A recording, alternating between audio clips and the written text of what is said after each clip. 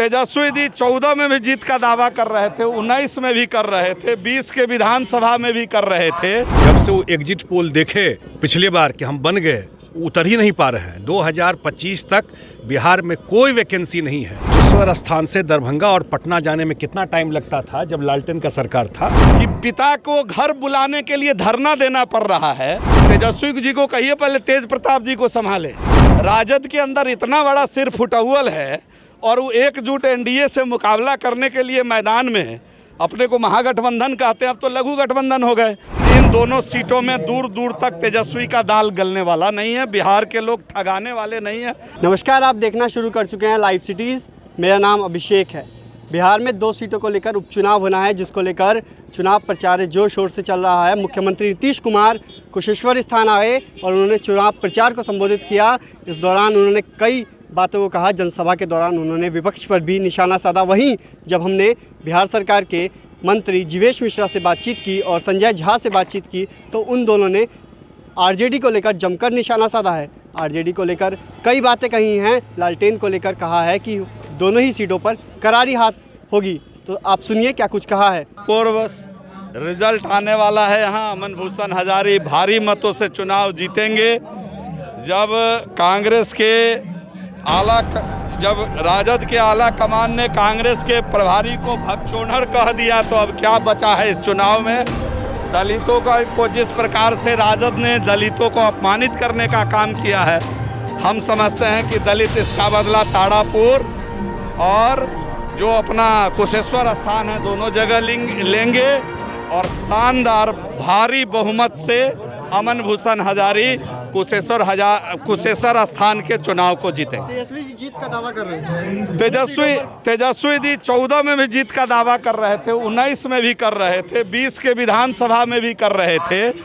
तेजस्वी के लिए अब जीत लिखा हुआ नहीं है। कम से कम इन दोनों सीटों में दूर दूर तक तेजस्वी का दाल गलने वाला नहीं है। बिहार के लोग ठगाने वाले नहीं हैं। बिहार के लोग विकास के साथ चलना चाहते हैं। बिहार के लोगों को विकास में भरोसा है। तेजस्वी की दाल गलने वाली नहीं। तेजस्वी पहले अपना परिवार संभाल लेना। तेजस्वी जी को कहिए पहले तेज प्रताप जी को संभाले। और ये तो हद हो गई कि पिता को घर बुलाने के लिए धरना देना पड़ रहा है। राजद के अंदर इतना बड़ा सिर फुटौल है और वो एकजुट एनडीए से मुकाबला करने के लिए मैदान में अपने को महागठबंधन कहते हैं, अब तो लघु गठबंधन हो गए। कांग्रेस के लोग अलग हो गए, राजद अलग हो गया, तो कैसा महागठबंधन। चिराग कह रहे हैं कि जमानत जब्त हो जाएगी जेडीयू। अब मैदान में आप हैं, देखिएगा ना। आप तो भीड़ देखने से नहीं पता चला कि जमानत किसका जब्त होने वाला है। इसलिए इसकी चिंता नहीं करिए। भारी मतों से यहाँ से अमन भूषण हजारी चुनाव जीतने जा रहे हैं। दोनों सीट एनडीए उम्मीदवार भारी मतों से जीतने वाली है। क्या कुछ कहेंगे। नीतीश कुमार भी आए हैं, आज कितना जन समर्थन मिला। नहीं, बहुत बड़ा जन समर्थन नीतीश कुमार जी को मिला है। और इस क्षेत्र में आपसे भी मैं निवेदन करूंगा, ज़रूर एक बार प्लीज़ लोगों से भी पूछिएगा कि कुशेश्वर स्थान से दरभंगा और पटना जाने में कितना टाइम लगता था जब लालटेन का सरकार था, और जब नीतीश कुमार जी की सरकार आई तो अब कितना टाइम लगता हो गया। हाँ, ये बात ज़रूर कह सकते हैं कि नीतीश कुमार जी और एनडीए सरकार ने काम किया तो लोगों की अपेक्षा बढ़ी कि और काम हो सकता है। वो तो अच्छी बात है, वो डिमांड बढ़ा। थोड़ी समस्या तो है। नहीं है ही ना, थोड़ी समस्या मैं तो बताया आपको कि कुशेश्वर से ये थोड़ा बाढ़ वाला एरिया है, उसका निदान कर रहे हैं। एक बार उसका निदान हो जाएगा तो इंटरनल रोड भी यहाँ का ठीक हो जाएगा। 6 महीना बाढ़ रहता है तो स्वाभाविक है जो रोड बनता है टूट जाता है। लेकिन जो यहाँ वोट मांगने आए हैं, चुनाव है ना जी, तो चुनाव में जो वोट मांगने आए हैं तो अपना हिसाब नहीं देंगे, बताएंगे नहीं कि जब लालटेन का सरकार था तो कितना समय में जाते थे, कहाँ अलकतरा गिराए थे, कहाँ रोड बनाए थे।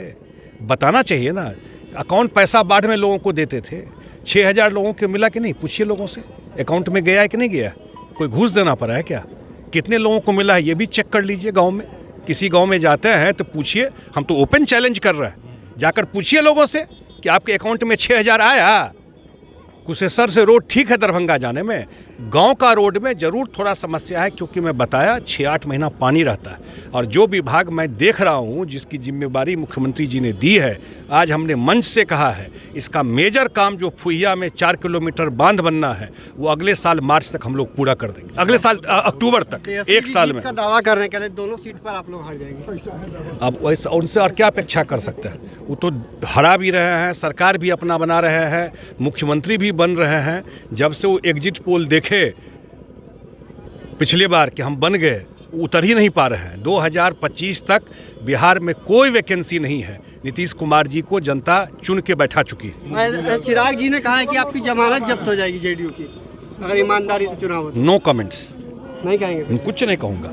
तो आपने सुना कि मंत्री जीवेश मिश्रा और मंत्री संजय झा ने क्या कुछ कहा है। इस बाढ़ की समस्या का भी निजात होगा और दोनों ही सीटों पर जेडीयू जीत दर्ज करेगी और राजद को करारी हार होगी। बने रहिए लाइव सिटीज़ के साथ। हमारे यूट्यूब चैनल को सब्सक्राइब करिए, फेसबुक पेज को लाइक करिए। तेजस्वी जी 14 में भी जीत का दावा कर रहे थे, 19 में भी कर रहे थे, 20 के विधानसभा में भी कर रहे थे। जब से वो एग्जिट पोल देखे पिछली बार कि हम बन गए, उतर ही नहीं पा रहे हैं। 2025 तक बिहार में कोई वैकेंसी नहीं है। जिस स्थान से दरभंगा और पटना जाने में कितना टाइम लगता था जब लालटेन का सरकार था, कि पिता को घर बुलाने के लिए धरना देना पड़ रहा है।